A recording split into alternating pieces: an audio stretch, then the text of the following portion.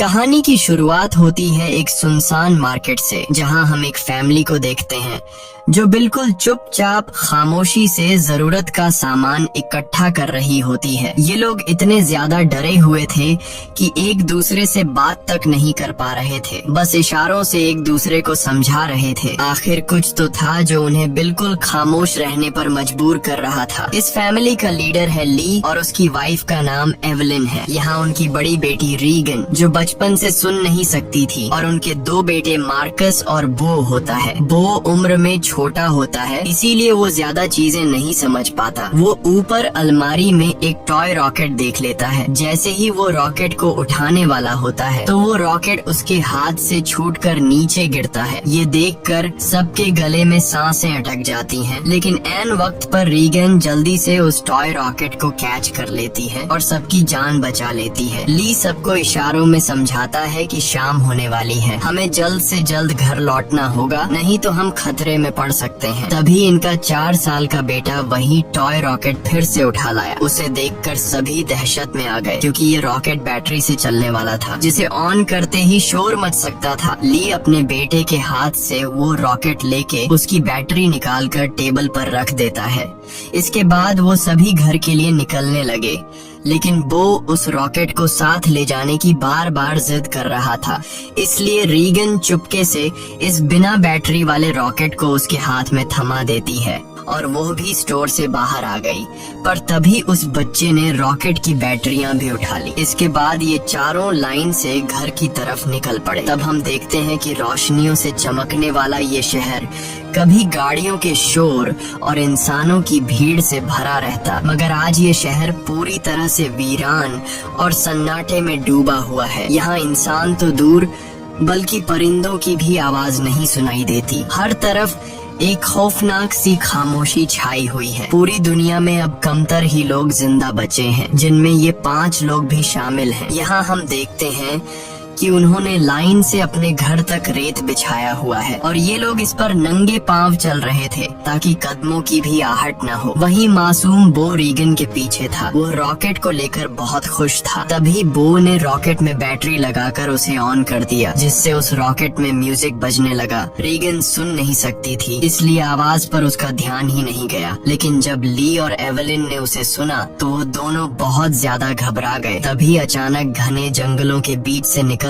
गोली की रफ्तार से भागता एक खौफनाक मॉन्स्टर बो की तरफ बढ़ने लगा। ली जल्दी से खिलौने को बंद करने के लिए बो की तरफ तेजी से दौड़ता है, लेकिन तब तक बहुत देर हो चुकी थी। वो मॉन्स्टर बो को अपने साथ ले गया। उसके बाद हमें 1 साल के बाद का सीन दिखाया जाता है। ली और उसकी फैमिली ने इस हालात में जीना सीख लिया था। ली ने अपने घर में एक रिसर्च रूम बना लिया था, जहां उसने उस मॉन्स्टर के बारे में पूरी जानकारी हासिल कर ली थी। यहाँ हमें पता चलता है कि वो खौफनाक मॉन्स्टर जो बिल्कुल धीमी सी आवाज को भी कई किलोमीटर दूर से डिटेक्ट कर लेता है। अच्छी बात ये थी कि वो मॉन्स्टर पूरी तरह से अंधे थे, लेकिन उनकी सुनने की ताकत इतनी तेज थी कि वे हवा में जरा सी वाइब्रेशन और धीमी से धीमी आवाज को भी महसूस कर सकते थे। अगर कोई इंसान जोर से सांस भी ले तो उसे भी महसूस करके ये मॉन्स्टर बिजली की रफ्तार से उसकी ओर दौड़ पड़ते थे और उस इंसान को कुछ ही सेकंड में खत्म कर देते थे। साथ ही साथ इन मॉन्स्टर्स की चमड़ी लोहे से भी ज्यादा मजबूत थी, जो उन्हें बंदूक की गोली और किसी भी हथियार से प्रोटेक्ट करती थी। दरअसल आज से 1 साल पहले ये मॉन्स्टर स्पेस से आए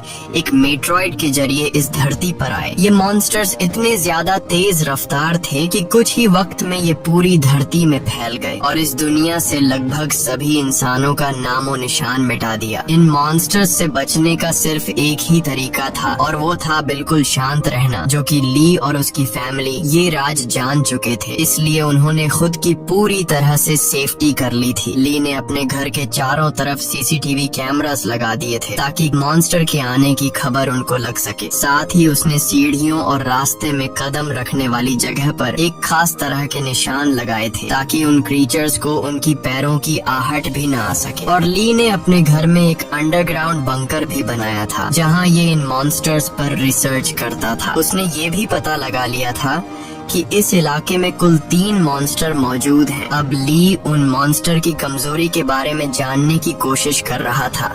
साथ ही साथ ली रेडियो के जरिए पूरी दुनिया में हेल्प का सिग्नल भेज रहा था, लेकिन अब तक उसका किसी से भी कांटेक्ट नहीं हो पाया था। यहाँ हमें पता चलता है कि एवेलिन प्रेग्नेंट है और जल्द ही वो एक बच्चे को जन्म देने वाली है। अब क्योंकि ये बच्चा पैदा होने पर रोने लगेगा, इसलिए उन्होंने अपने आने वाले बच्चे के लिए एक साउंड प्रूफ बॉक्स बना लिया है, ताकि जब भी अगर बच्चा रोए तो उसके मुंह पर ऑक्सीजन मास्क रखकर उसे उस बॉक्स में छुपा दें, जिससे उस मॉन्स्टर को बच्चे की रोने की आवाज नहीं आएगी। इस मुश्किल हालात में मॉन्स्टर से बचने के लिए रेडी रहना बहुत जरूरी था, लेकिन ली की बड़ी बेटी रेगन सुन नहीं सकती थी और ये कमी उसके लिए एक बड़ी मुसीबत बन सकती थी। इसलिए ली इसकी इस कमी को दूर करने की कोशिश में था। ली अपनी बेटी रेगन के लिए एक कॉक्लियर हीरिंग एम्पलीफायर बनाता है और ली वो एम्पलीफायर रेगन को दे देता है, लेकिन रेगन इस एम्पलीफायर को लेकर खुश नहीं थी, क्योंकि उसे लगता था कि हमेशा की तरह ये एम्पलीफायर भी काम नहीं करेगा, क्योंकि ली अपनी बेटी रेगन के लिए पहले भी कई एम्पलीफायर बना चुका था। इसलिए रेगन पहले तो इस एम्पलीफायर को गिरा देती है, लेकिन जब वह उस एम्पलीफायर को टेस्ट करती है तो ये एम्पलीफायर काम कर रहा होता है। बाहरी दुनिया की आवाज सुनते ही वो खुशी के मारे रोने लगती है और साथ में रेगन को अपने छोटे भाई की याद भी आती है। रेगन आज भी खुद को अपने भाई की मौत का जिम्मेदार ठहराती है। इससे लगता है कि अगर उस दिन वो अपने भाई को टॉय रॉकेट नहीं देती तो आज उसका भाई जिंदा होता। रेगन अपने पिता के काम में हाथ बटाकर खुद को साबित करना चाहती थी, इसलिए रेगन अपने पिता के अंडरग्राउंड बंकर की तरफ जाने लगती है,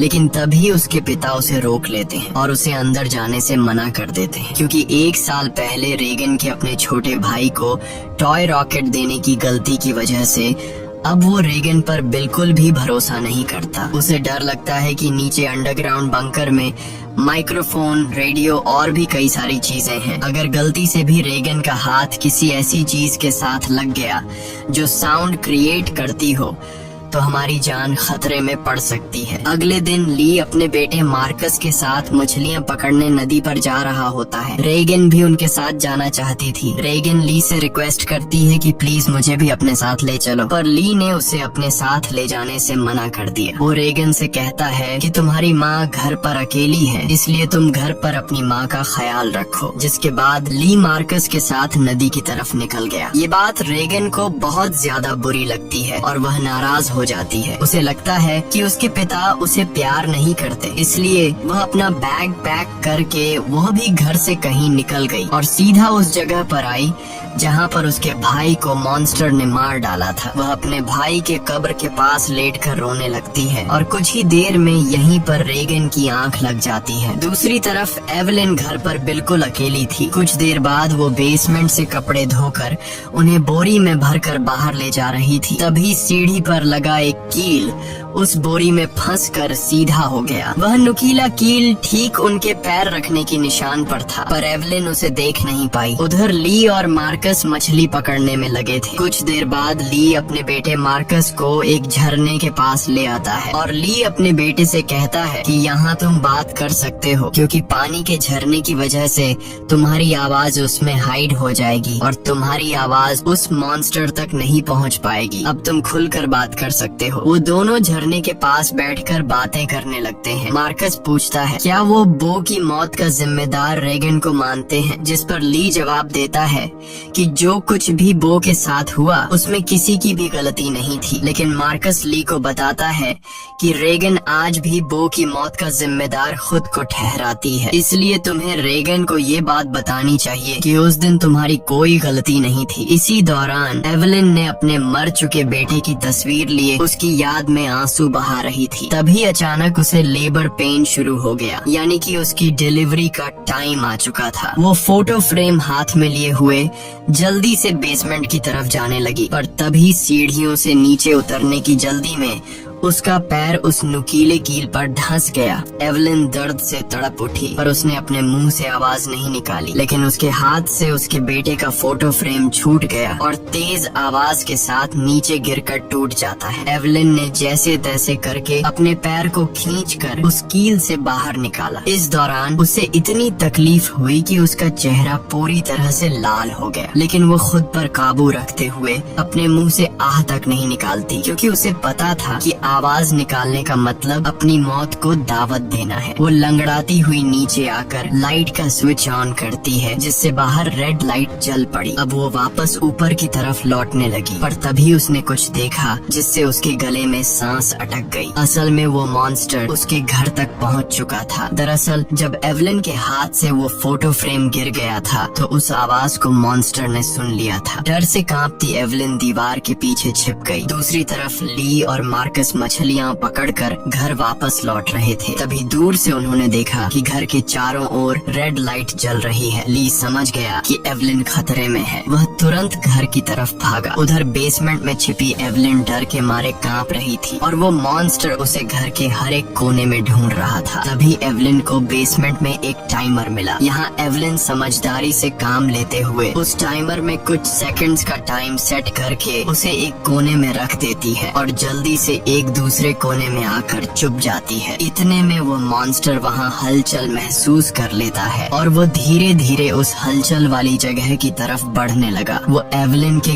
काफी करीब था। एक तो एवलिन को लेबर पेन हो रहा था और दूसरा उस मॉन्स्टर का डर था। लेकिन एवलिन अपने आप को पूरी तरह से कंट्रोल करके बिल्कुल चुपचाप बैठ जाती है। तभी टाइमर में अलार्म बजा, जिसे सुनते ही वो मॉन्स्टर तेजी से उस डायरेक्शन में भागा। मौके का फायदा उठाते हुए एवलिन जल्दी से अंडरग्राउंड बेसमेंट से बाहर निकली, पर वो जैसे ही मेन डोर से बाहर निकलने वाली थी तो उसने देखा कि एक और मॉन्स्टर घर के बाहर यहाँ वहाँ घूम रहा है। इसलिए एवलिन वहीं पर दीवार के साथ छिप गई। उधर ली मार्कस के साथ दूर से ये सब कुछ देख रहा था। ली समझ गया कि अगर मैं अपनी बीवी को बचाने के लिए घर पर जाऊंगा तो मैं अपनी बीवी को बचाने के बजाय हम दोनों की जान जा सकती है, क्योंकि उस मॉन्स्टर की बॉडी इतनी सख्त है कि उसे बंदूक से मार पाना इम्पॉसिबल है। इसलिए वह अपने पहले से बनाए हुए एक प्लान पर काम करने लगा। ली ने जल्दी से मार्कस को टॉर्च दिया और उसे जल्दी फ्लेयर रॉकेट चलाने को कहा, जो उन्होंने घर से दूर एक जगह पर पहले ही वहाँ सेट कर रखे थे। जिसके बाद मार्कस तेजी से रॉकेट की तरफ भाग निकला। दूसरी तरफ एवलिन ऊपरी मंजिल में मौजूद बाथ टब में भाग आई थी। वह बहुत ज्यादा तकलीफ में थी। अब वह और ज्यादा देर तक बच्चे को रोक नहीं सकती थी। वह बस बच्चे को जन्म देने ही वाली थी कि उसकी सिसकियों की आवाज को महसूस करता हुआ वो मॉन्स्टर बाथरूम के करीब आ चुका था। एवलिन को समझ आ चुका था कि अब जिंदा बच पाना नामुमकिन है। तभी उधर मार्कस ने रॉकेट्स चला दिए, जिससे आसमान में तेज आवाज के साथ फ्लेयर्स शुरू हो गईं, जिसे सुनकर वह मॉन्स्टर एवलिन को यहीं पर छोड़कर तेजी से उस आवाज की तरफ भागा और उसी पल दर्द को दबाए बैठी एवलिन जोर से चीख पड़ी, जिसकी आवाज रॉकेट्स के शोर में दब जाती है। ये रॉकेट्स का शोर और लाइट्स दूर से रेगन भी देख लेती है और वह घर की तरफ निकल पड़ती है। थोड़ी देर बाद ली बंदूक लेकर घर के अंदर आया। उसने देखा कि सीढ़ियों पर पैरों के खून के निशान लगे हुए हैं। वह उन निशानों का पीछा करते हुए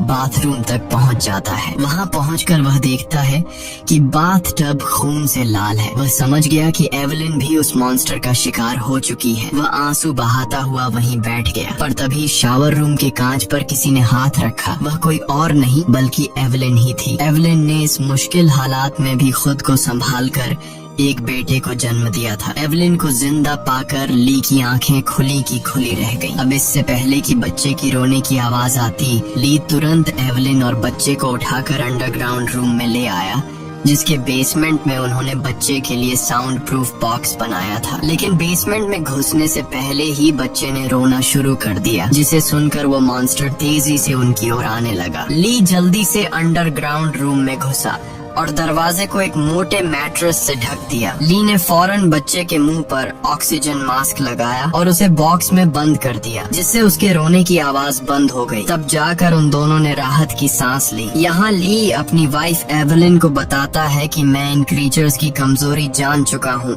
अब जल्द उनके लिए मैं एक औजार तैयार करने वाला हूँ, जिससे ये क्रीचर्स हमारा कुछ नहीं बिगाड़ पाएंगे। इसी दौरान दूसरी ओर रेगन भी घर लौट रही थी। तभी उसे खेतों के बीच एक लाइट जलती हुई नजर आई। रेगन जल्दी से उस लाइट के पास आने लगी, लेकिन वह इस बात से अनजान थी कि एक मॉन्स्टर उसकी कदमों की आहट से उसके पीछे चलता आ रहा था। जैसे ही वह मॉन्स्टर रेगन को मारने के लिए उसके काफी करीब आया, तभी अचानक रेगन की कान की मशीन से एक नुकीली और तेज फ्रीक्वेंसी निकलने लगी। इस नुकीली आवाज से वो मॉन्स्टर तड़पने लग जाता है, जैसे ये आवाज उस मॉन्स्टर के कान के अंदर सुई की तरह चुभ रही हो। इस आवाज को ये मॉन्स्टर ज्यादा देर तक बर्दाश्त नहीं कर पाता और जल्दी वहाँ से भाग गया। वहीं यह आवाज रेगन के कानों को भी चुभ रही थी, पर जैसे ही वह मॉन्स्टर वहाँ से भागा, रेगन के कान में तकलीफ बंद हो गई। लेकिन रेगन को समझ नहीं आया कि आखिर उसके कान की मशीन ने ऐसा क्यों किया। वह इस पर ज्यादा ध्यान न देते हुए लाइट के पास पहुंच जाती है। तभी उसने पाया कि वो रोशनी एक टॉर्च की थी। जैसे ही रेगन उस टॉर्च को उठाने गई, तभी अचानक किसी ने उसका हाथ पकड़ लिया। वो कोई और नहीं बल्कि मार्कस था, जो डर से कांपता हुआ यहाँ छिपा हुआ था। अपनी बहन को देख मार्कस की घबराहट दूर हो गई। वह रेगन से कहता है कि मैं झाड़ियों से तुम्हें छुपकर देख रहा था, तुम्हारे पीछे वो मॉन्स्टर भी आ रहा था, लेकिन पता नहीं वह मॉन्स्टर तुम्हारे करीब आते ही अचानक भाग गया। ये सुनकर रेगन बहुत ज्यादा डर जाती है, क्योंकि उसे ये भी पता नहीं था कि उसके पीछे मॉन्स्टर आ रहा है। वहीं दूसरी तरफ एवलिन को अपने बच्चों की चिंता हो रही थी। वो ली से कहती है, मुझे डर लग रहा है कि कहीं उस मॉन्स्टर ने मेरे बच्चों को खा नहीं लिया हो, तुम जल्दी से मेरे बच्चों को ढूंढ लाओ। इसीलिए ली अंडरग्राउंड रूम में अपनी वाइफ और बच्चे को सुलाकर वहाँ से बाहर निकलता है। पहले वह यहाँ वहाँ खतरा ढूंढने लगता है, मगर अब वह मॉन्स्टर भी वहाँ से जा चुका था, पर उसने पूरा घर तहस नहस कर दिया था, जिससे वहाँ मौजूद पानी का एक पाइप भी टूट गया था और पानी सीधा नीचे अंडरग्राउंड रूम में जा रहा था। लेकिन ली का इस पर ध्यान नहीं गया और वह बच्चों को ढूंढने खेतों की ओर निकल पड़ा। इस दौरान उधर मार्कस और रेगन अनाज रखने वाली टंकी के ऊपर छिपे हुए थे और आग लगा लेते हैं, ताकि इस आग को देखकर उनके पिता यहाँ आ जाए। ली भी अपने बच्चों को यहाँ वहाँ ढूंढने लगता है। कुछ देर बाद पानी के शोर से एवलिन की आंख खुल जाती है। उसने देखा कि पूरा बेसमेंट पानी से भर चुका था। पानी ऊपर से झरने की तरह बहकर नीचे आ रहा था। इतने में एवलिन की नजर अपने बच्चे की बॉक्स पर पड़ी।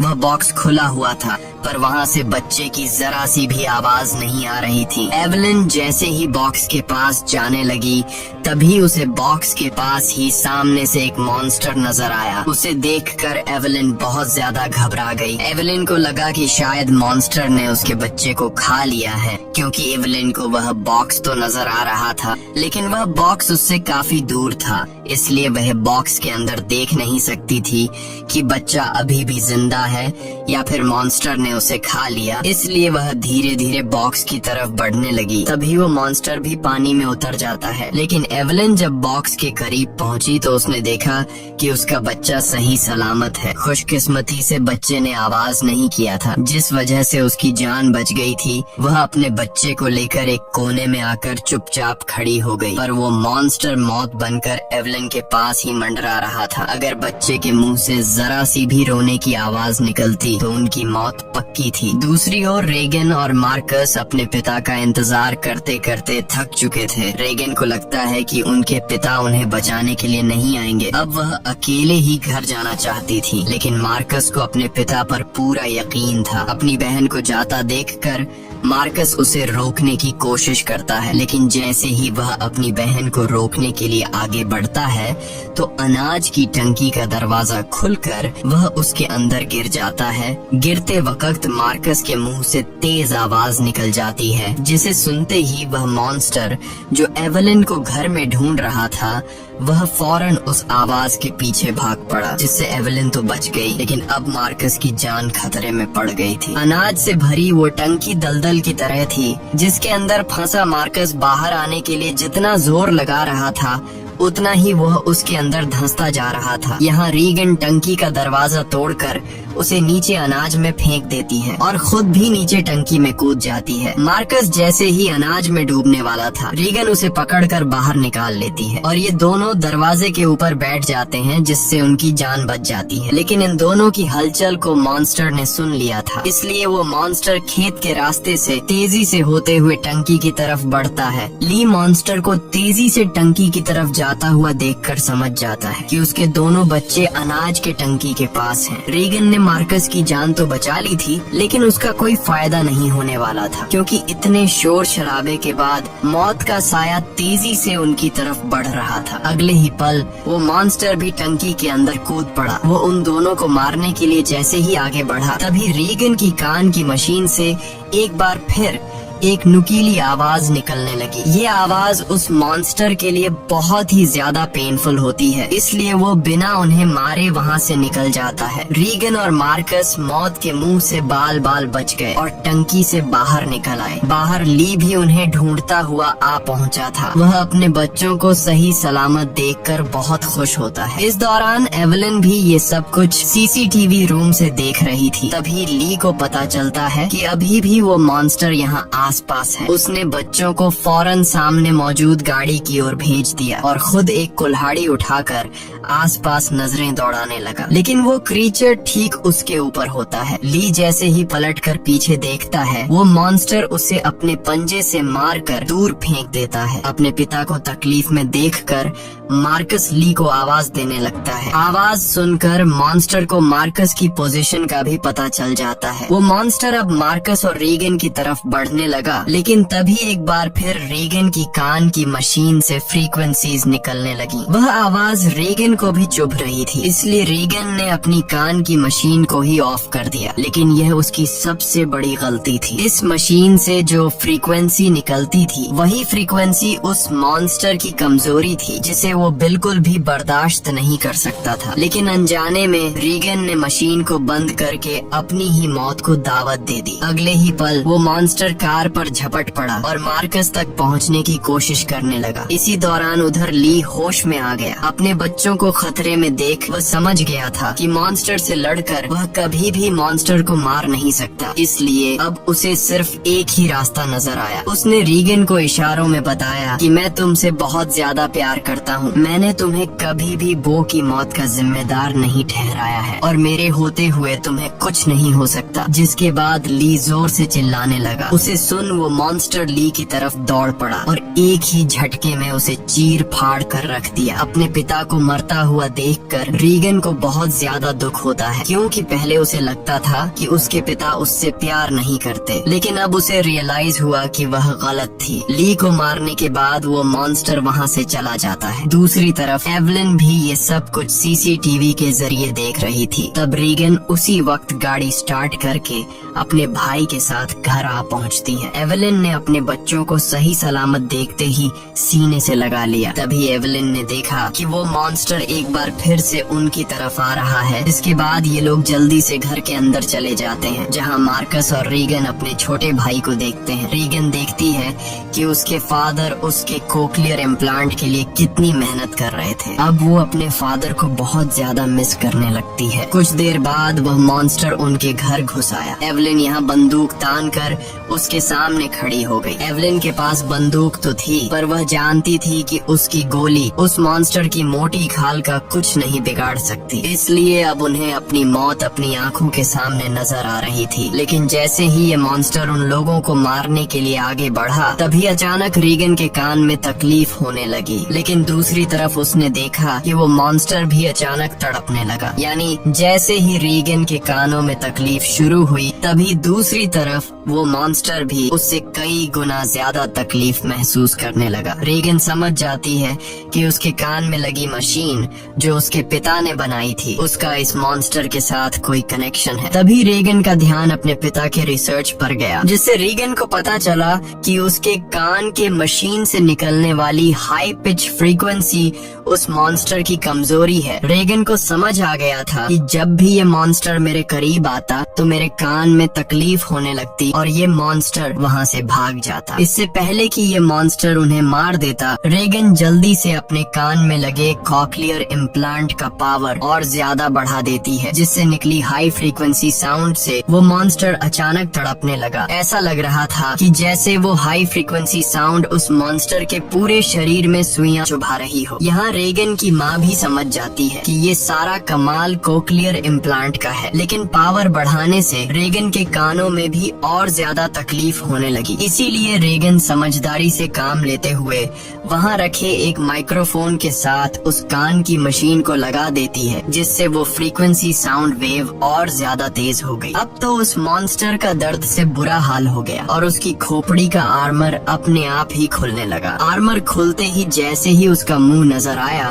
तभी एवलिन ने शॉटगन से सीधे उसके मुंह पर ही फायर कर दिया, जिससे उसकी खोपड़ी एकदम गुब्बारे की तरह फट गई और आखिरकार वो मॉन्स्टर मारा गया। हालांकि खतरा अभी टला नहीं था। गोली की आवाज सुनकर उस इलाके में मौजूद बाकी के 2 और मॉन्स्टर भी उनकी ओर आने लगे, लेकिन अब एवलिन और रेगन को उन मॉन्स्टर्स की कमजोरी मालूम चल चुकी थी। इसलिए रेगन ने माइक का वॉल्यूम फुल कर दिया और एवलिन उन मॉन्स्टर्स को मारने के लिए तैयार हो गई। इसी के साथ ये कहानी खत्म हो जाती है। अगर आपको वीडियो अच्छी लगी हो तो हमारे चैनल को सब्सक्राइब और वीडियो को लाइक जरूर कीजिएगा। और अगर आपको इस मूवी का सेकंड पार्ट चाहिए तो नीचे कमेंट में पार्ट 2 लिखें।